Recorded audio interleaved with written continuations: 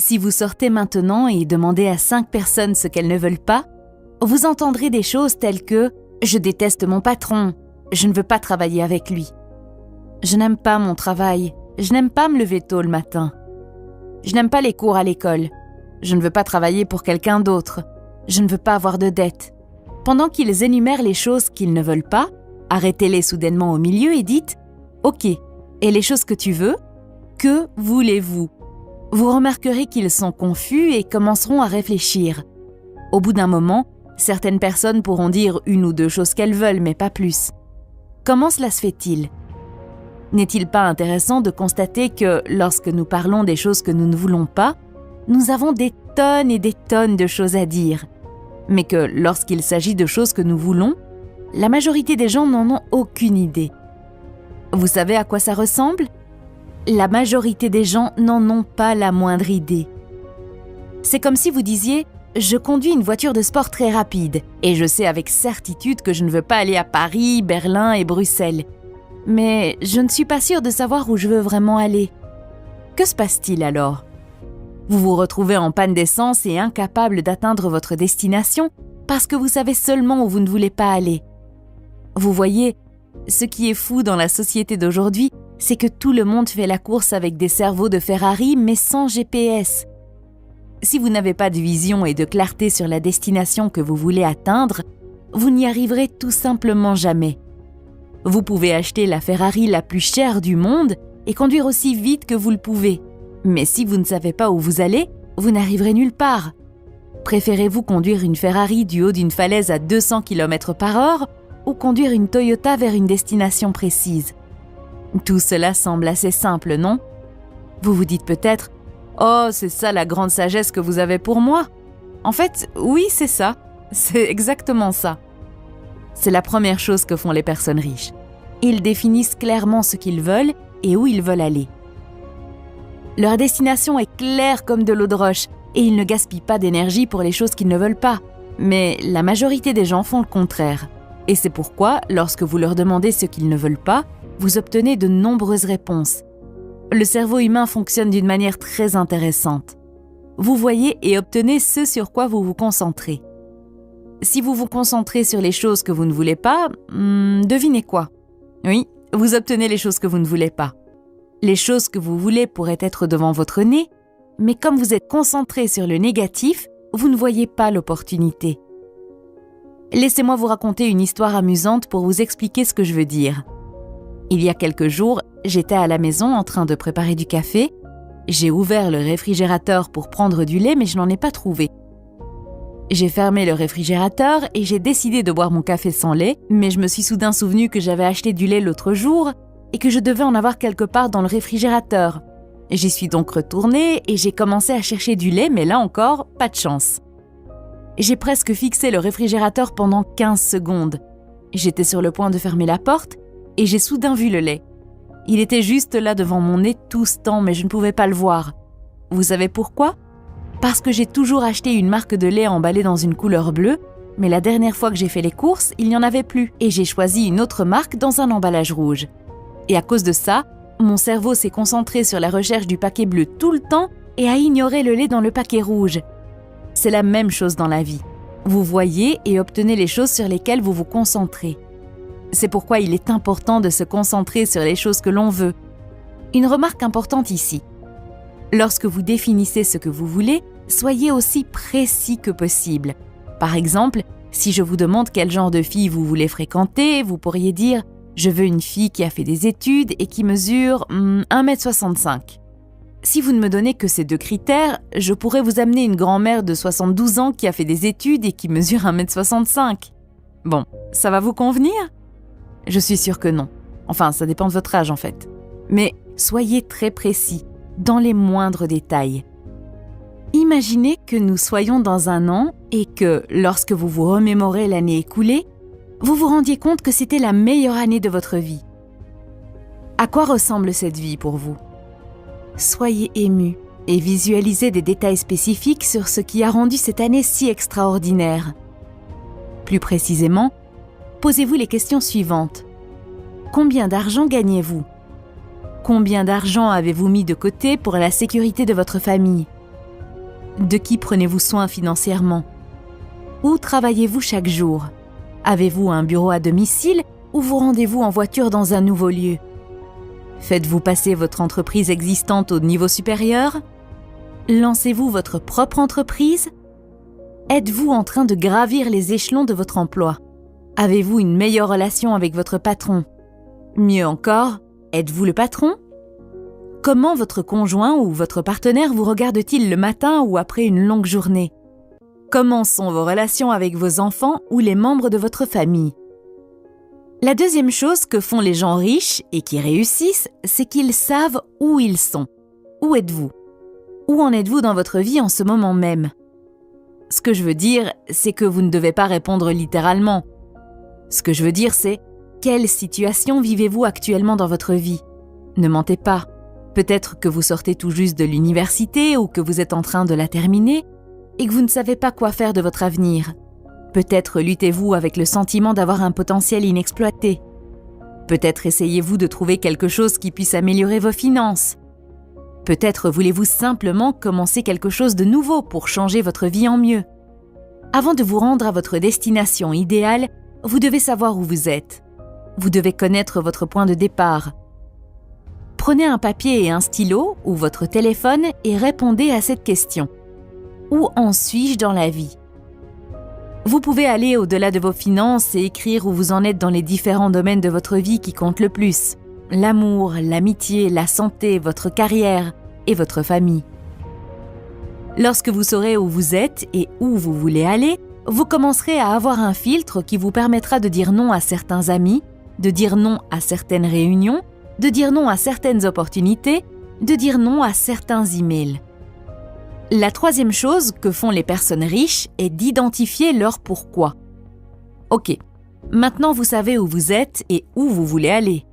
Maintenant, je suis sûre que vous vous demandez comment vous pouvez y arriver.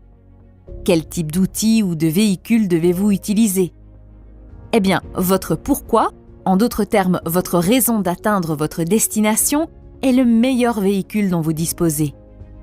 Votre pourquoi est comme une voiture à l'épreuve des balles qui va vous conduire à votre destination en toute sécurité. Je vais vous donner un outil qui vous permettra de trouver votre vrai pourquoi. Mais laissez-moi d'abord vous expliquer le pouvoir de connaître votre pourquoi. Imaginez que je vienne vous voir et que je vous dise « Hé, je vous donne 1 000 $, est-ce que vous passeriez du haut de ce bâtiment à un autre bâtiment en passant par la corde qui les relie? Au fait, je dois vous informer que l'autre bâtiment est en feu. » Vous regarderiez la situation et diriez « C'est un immeuble de 20 étages et la distance entre 2 immeubles est d'environ 100 mètres, ce qui signifie que je n'aurai peut-être pas l'énergie suffisante pour parcourir toute la distance. Et en plus, l'immeuble est en feu, donc je ne vais pas risquer ma vie pour 1 000 $. » Mais imaginez maintenant que votre mère ou la personne que vous aimez le plus dans la vie se trouve en haut de cet immeuble et a besoin de votre aide, et que le seul moyen d'accéder à cet immeuble est de passer par cette corde. L'utiliseriez-vous maintenant pour accéder à cet immeuble? Je suis sûre que vous le feriez, car vous avez un être cher de l'autre côté qui a besoin de votre aide. Si vous avez remarqué, dans les deux exemples, c'est exactement la même corde, la même distance et le même bâtiment. La seule différence est votre pourquoi. Lorsque vous connaissez votre pourquoi, rien ne peut vous arrêter.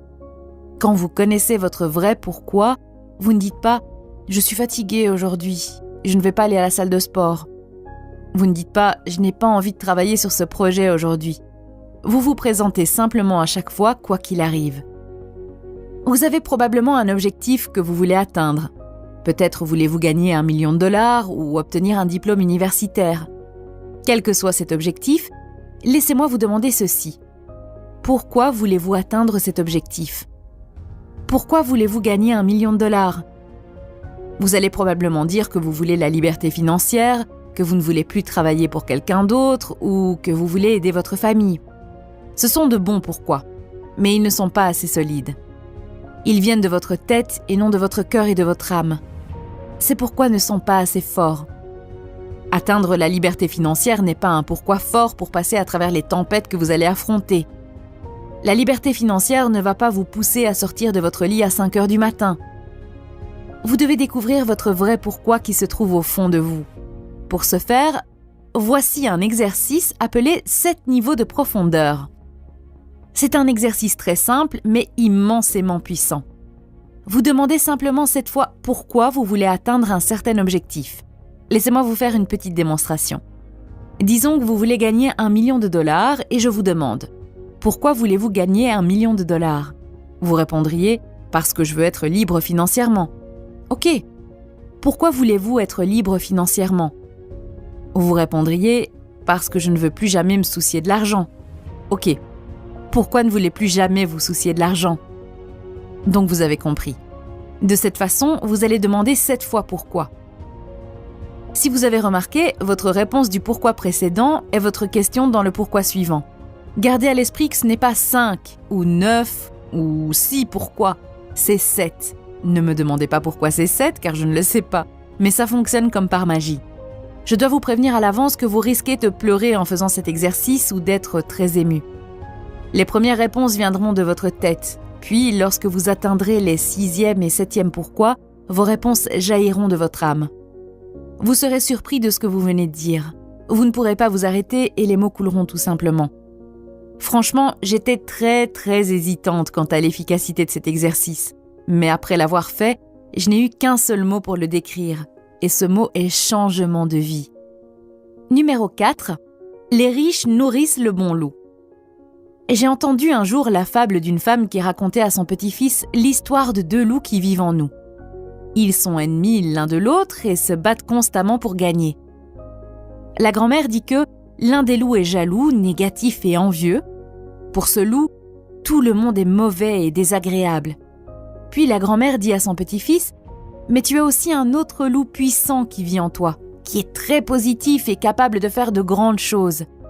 Ce loup puissant peut t'emmener dans de nombreux endroits étonnants. » Le petit-fils regarde sa grand-mère et lui demande « Quel loup gagne la bataille à la fin, grand-mère ?» Elle répond « Celui que tu nourris, petit-fils, celui que tu nourris. » J'adore cette histoire car elle s'applique à toutes nos vies. Nous avons tous le mauvais loup ou le méchant qui vit en nous. Mais nous avons aussi un loup héros qui n'attend que d'être libéré. Je vais vous donner quelques conseils sur la façon de nourrir le loup positif. Premier conseil, ignorez vos faiblesses. Concentrez-vous sur vos points forts. Votre méchant intérieur s'épanouit lorsque vous consacrez votre temps et vos efforts à des choses pour lesquelles vous n'êtes pas doué. Il ne fait aucun doute que tout au long de votre vie, on vous a appris à travailler sur vos faiblesses. C'est peut-être le plus gros mensonge que l'on nous ait jamais dit. Au bout du compte, tout cela ne fait que vous priver de votre confiance. Depuis votre plus jeune âge, on vous a probablement dit « Tu n'es pas bon en maths, alors va faire plus de maths. Tu n'es pas bon en histoire, alors va étudier plus d'histoire. » En vous concentrant sur vos faiblesses, vous finissez par vous sentir inférieur inconsciemment.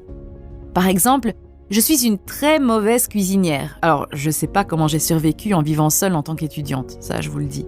On m'a toujours dit que je devais apprendre à cuisiner correctement, mais pour être honnête, j'ai l'impression de perdre du temps en cuisinant et de ne pas être douée. Ce qui signifie que je n'aime pas ce que je cuisine parce que ce n'est pas vraiment délicieux. Donc pour moi, l'idée d'améliorer mes compétences en cuisine est vraiment un mauvais conseil. Je préfère plutôt consacrer mon temps à faire ce que je sais faire, comme écrire des scénarios pour ces vidéos ou travailler sur mes autres projets. Je peux facilement engager une personne qui se rendra chez moi une fois par semaine pour préparer de délicieux repas et les conserver dans le réfrigérateur pour toute la semaine. Alors, pourquoi améliorer mes compétences culinaires alors que quelqu'un d'autre peut le faire à moindre coût et mieux que moi? Il en va de même pour l'organisation des choses. Je ne suis pas très douée pour cela. Je m'en accommoderai toute ma vie avec bonheur, car je peux toujours trouver une personne qui aime organiser et la payer pour le faire à ma place. Il y a d'autres choses pour lesquelles je suis douée, et le fait de me concentrer sur elles me rend plus heureuse, augmente ma confiance en moi et me rapporte beaucoup plus. Je suis sûre que certaines personnes diront qu'engager quelqu'un pour des tâches aussi simples est un gaspillage d'argent, mais pour moi, c'est un simple calcul. Si je passe 1 heure à préparer un repas, j'économise peut-être $10, mais si je consacrais la même heure à mon entreprise, je gagnerais beaucoup plus. C'est pourquoi je pense qu'il ne faut pas se préoccuper de la faiblesse. Tout le monde est vraiment bon dans quelque chose, et si vous vous concentrez sur cette chose, cela augmentera votre morale et votre confiance, ce qui aura un impact positif sur les autres domaines de votre vie. Deuxièmement, ne suivez pas les conseils de personnes qui ont échoué dans ce que vous essayez d'accomplir. Vous respectez peut-être l'opinion de votre père, mais s'il a divorcé de votre mère et s'il s'est déjà marié 3 fois, il n'est pas la bonne personne à qui demander des conseils sur le mariage et la vie de famille. Trouvez quelqu'un qui a été marié 30, 40 ans avec bonheur. Le coût des mauvais conseils est très élevé. Combien de fois avez-vous eu une idée d'entreprise ou une invention que vous vouliez mettre en œuvre, mais on vous a dit que cela ne marcherait pas ou que vous perdriez de l'argent? Je suis sûre que cela vous est arrivé au moins une fois. Les personnes qui vous ont dit cela n'étaient pas nécessairement mauvaises. À leur avis, elles essayaient de vous protéger. Mais sans s'en rendre compte, elles nourrissaient le mauvais loup. Troisième conseil, faites un régime d'information. Les mauvaises nouvelles se vendent mieux que les bonnes. C'est pourquoi, où que vous regardiez, vous voyez toujours des nouvelles sur la guerre, les maladies, etc. Surtout en ce moment. Vous ne perdez pas seulement du temps à regarder les informations, mais leurs effets restent en vous pendant longtemps. Vous donnez en fait de la nourriture au méchant loup en suivant les informations. Enfin, conseil numéro 4. Soyez très sélectif quant aux personnes avec lesquelles vous passez votre temps. Il y a 2 types de personnes autour de vous, les chargeurs de batterie et les épuiseurs de batterie. Les épuiseurs de batterie aspirent la vie hors de vous. Alors pour savoir qui est un chargeur de batterie et qui est un épuiseur de batterie, il suffit de leur demander « Comment allez-vous aujourd'hui ?» et d'observer leurs paroles et leur langage corporel. Enfin, la 5e chose que font les personnes riches est de se raconter la bonne histoire. Puisque vous regardez cette vidéo, il y a de fortes chances que gagner plus d'argent, créer votre entreprise ou trouver un travail que vous aimez soient les principales choses que vous voulez réaliser. Alors, arrêtez-vous un instant et demandez-vous pourquoi ces choses que vous désirez ne se sont pas encore produites. Vous pourriez répondre que l'économie est mauvaise, que votre patron est mauvais, que votre partenaire ne vous soutient pas, que vous n'avez pas l'éducation et le temps nécessaires, que vous n'avez pas le capital nécessaire ou que vous êtes en mauvaise santé. Vos réponses à cette question sont vos histoires. Votre histoire est l'endroit où vous vivez, émotionnellement, mentalement et parfois même physiquement. Votre histoire est comme le feu. Si vous l'utilisez correctement, il fera cuire votre nourriture et chauffera votre maison. Mais si vous ne le faites pas, il vous brûlera, vous et votre maison. Notre méchant intérieur nous raconte les histoires qui nous retiennent.